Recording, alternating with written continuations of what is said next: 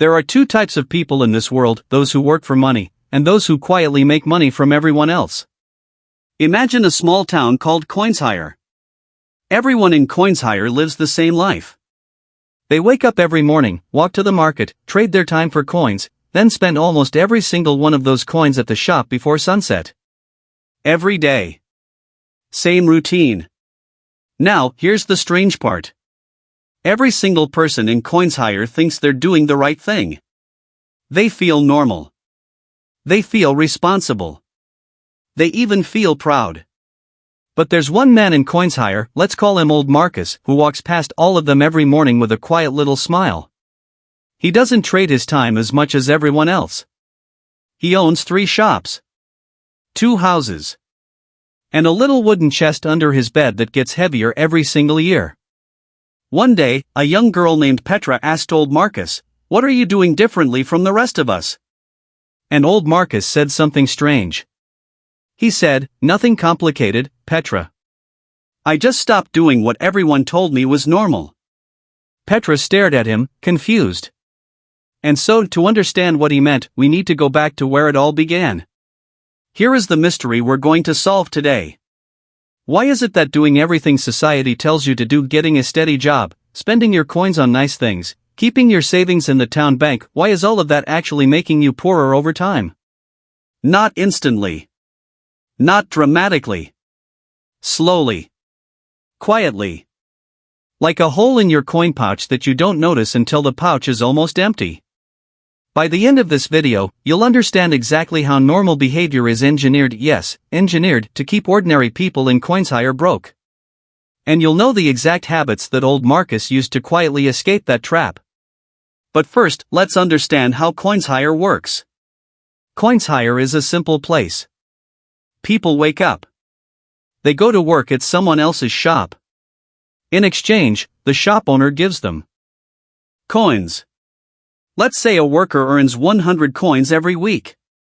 Now, those 100 coins represent their time, their energy, their hours of life spent working. When they walk home, the shop owners on every street corner have their windows lit up bright and colorful, selling warm bread, shiny boots, comfortable chairs, faster horses. Everything is designed to look irresistible. So the worker spends 80 coins before they even get home. They drop 10 coins in the town bank, because the town elder said always save a little. And keep 10 coins in their pocket. Week after week. Month after month. This is called living within your means. It sounds wise.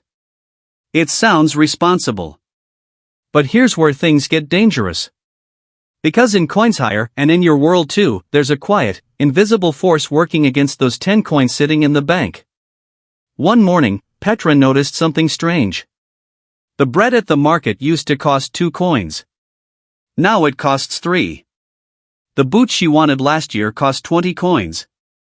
Now they cost 27. Nothing changed. Same bread. Same boots. Same market.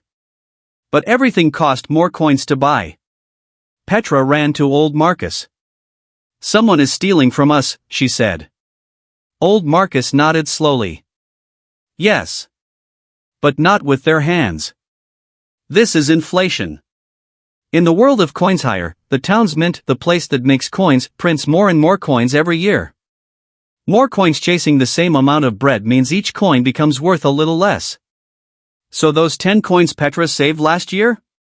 They can now only buy what 8 coins used to buy. She saved money. But she got poorer. And the 100 coins sitting in the town bank? The bank uses them to give loans to shop owners.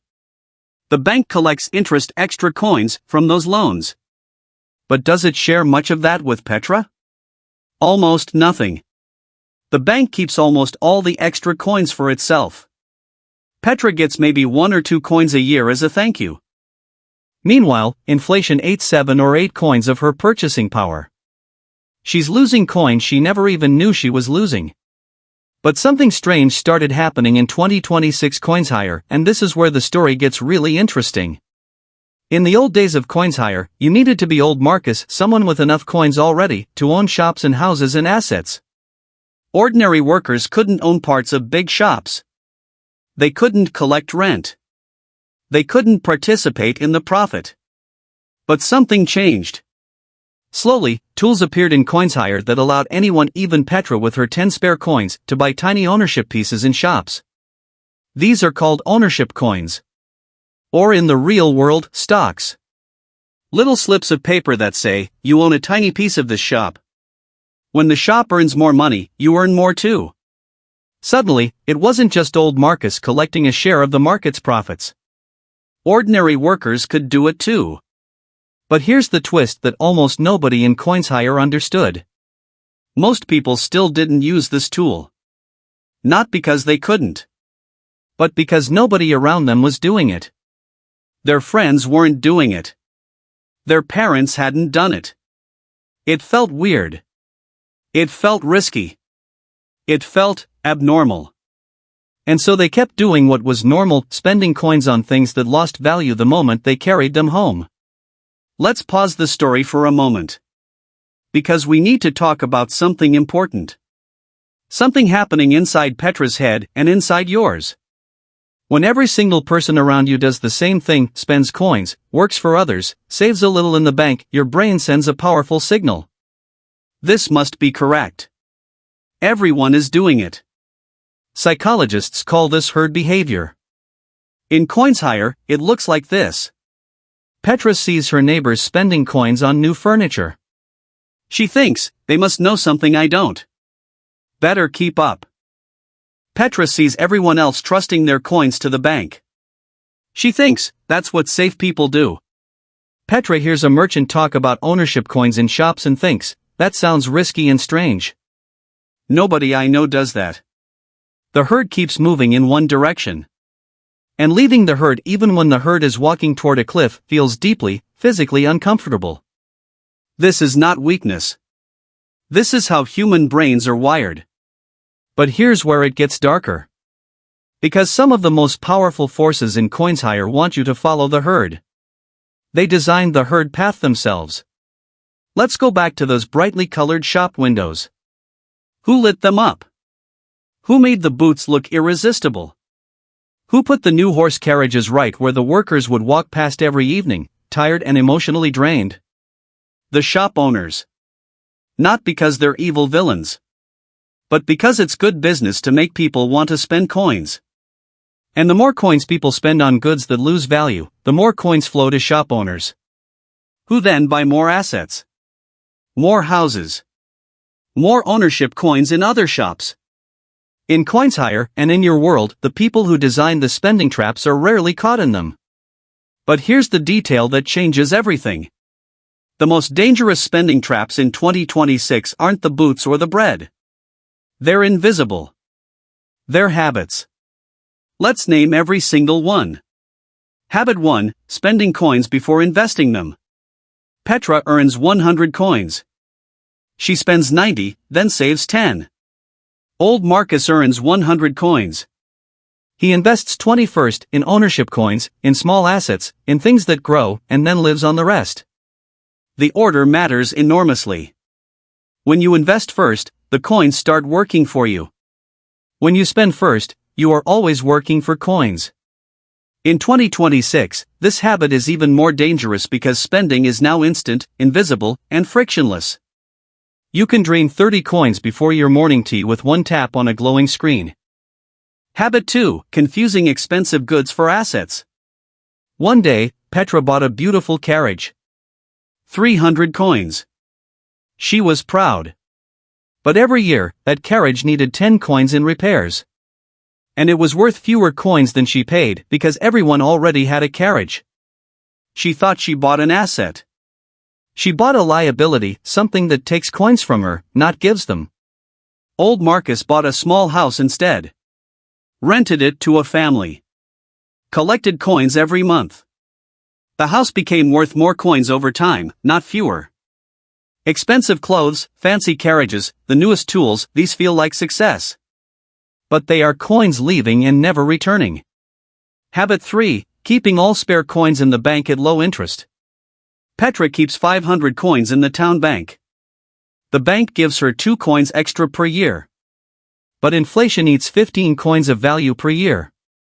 She is losing 13 coins of real purchasing power every single year while feeling safe and responsible. The bank is not bad. The bank is just not designed to make Petra rich. It's designed to keep her coins stable and accessible, which is useful, but not a wealth-building tool. Habit 4, trading only time for coins, never building systems. Every person in CoinsHire has the same 24 hours.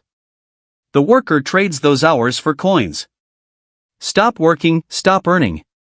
Old Marcus built shops. The shops earn coins even when Marcus sleeps, travels, or gets sick. In 2026, building systems doesn't require being rich first. Teaching skills, creating content, selling a small product, these are tiny shops you can build with almost no coins up front. But most people never start because it feels abnormal to earn coins without clocking in somewhere. Habit 5, learning only what their job requires. The workers of CoinsHire learn how to do their job well. That's it. Old Marcus spent 30 minutes every single morning reading about how markets worked. About which goods were becoming more valuable. About how the town bank made its decisions. This is called financial literacy. It is the single most valuable skill in any economy. And almost nobody teaches it to ordinary workers. Because if everyone understood how markets worked, far fewer people would leave all their coins in banks earning nothing. Habit 6, waiting for the right time to start. Every year, Petra said, I'll start investing my coins when I have more coins. But she never had more coins. Because her lifestyle always expanded to eat whatever she earned. This is called lifestyle inflation. And it is one of the most perfectly designed traps in CoinsHire. Here is the brutal math.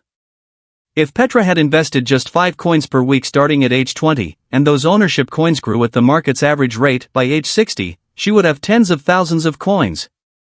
If she waits until 30, she loses half that growth. Permanently. Time is the most powerful force in the coin world. And it cannot be bought back. Here's something that will frustrate you. But you need to understand it. In CoinsHire, as in the real world, coins make more coins. Old Marcus's ownership coins in 3 shops earn him a share of the shop's profits every season. He reinvests those coins. His holdings grow. His earnings grow again. He buys another asset. This repeats. Meanwhile, Petra's coins sit in the bank. Inflation slowly eats them. She earns just enough to maintain her lifestyle, but never enough to escape it. This is not a conspiracy. It is a mechanism. The people who own assets get richer over time because their assets grow. The people who only trade time for coins stay still or fall behind because coins lose value over time and time cannot be multiplied. The gap between old Marcus and Petra doesn't grow because old Marcus works harder. It grows because old Marcus's coins work harder. And that tiny difference in strategy compounds quietly for decades until one day Petra looks up and wonders why the gap between her and the shop owners keeps getting wider. Even though she's been doing everything right. But here is where the story shifts. Because Petra, unlike most people in CoinsHire, decided to ask a dangerous question. What if normal is the trap? She didn't quit her job. She didn't take wild risks. She didn't borrow 100 coins to gamble at the market. She made 3 small, quiet changes. First, she flipped the order. She began investing 15 coins the moment she earned her 100, before spending anything. She automated it so the coins moved before she even touched them. Second, she spent 30 minutes every week learning how markets and ownership coins worked. Not to become an expert. Just to understand the basic rules of the game everyone was playing but nobody was explaining.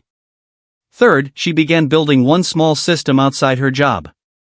Just one. Something small that could earn a few coins without requiring her presence every hour. These changes were not dramatic. Nobody in the market noticed. No one congratulated her. But quietly, week after week, the direction of her financial life reversed. Let's step outside CoinsHire for a moment. Everything you just watched maps directly to the real economy of 2026. Inflation in many countries runs at rates that consistently outpace traditional savings account interest. Putting money in a savings account is not protecting it. It is losing purchasing power slowly and invisibly. The stock market, those ownership coins in CoinsHire, has historically delivered meaningful growth over long periods. Not every year. Not without turbulence. But over decades, broad market index funds have been one of the most reliable wealth-building tools available to ordinary people. Lifestyle inflation is the reason most people who earn more money never feel richer. Their spending expands to match their income within months of every raise. Financial literacy, understanding how money, interest, inflation, and assets actually work, is barely taught in schools. Informed consumers are harder to sell things to. And building income systems outside a single job, whether through investments, small businesses, or scalable skills, has never required less starting capital than it does right now in 2026. The tools exist. The knowledge exists. The question is whether you are willing to stop doing what is normal. The 6 habits keeping most people in CoinsHire poor. 1. Spending before investing. 2. Confusing depreciating goods for assets. 3. Leaving coins in the bank while inflation erodes them. 4. Trading only time for coins, never building systems. 5. Ignoring how markets and money actually work. 6. Waiting for the right time that never comes. The 3 quiet habits of people like old Marcus. 1. Invest first. Spend what remains. 2. Own things that grow or pay you. Minimize things that drain you. 3. Learn continuously. Build slowly. Start now. None of these require genius. None require risk you can't afford. They only require one thing: the courage to stop doing what everyone around you calls normal. Old Marcus didn't get rich by doing extraordinary things. He got rich by refusing to do ordinary things that everyone else called safe. The most expensive thing in CoinsHire and in your life isn't the fanciest carriage or the biggest house. It's the cost of staying exactly where you are. And that cost is paid slowly. Silently. In coins you never knew you were losing. The question now is simple. Are you going to keep following the herd? Or are you ready to walk through one of those quiet doors?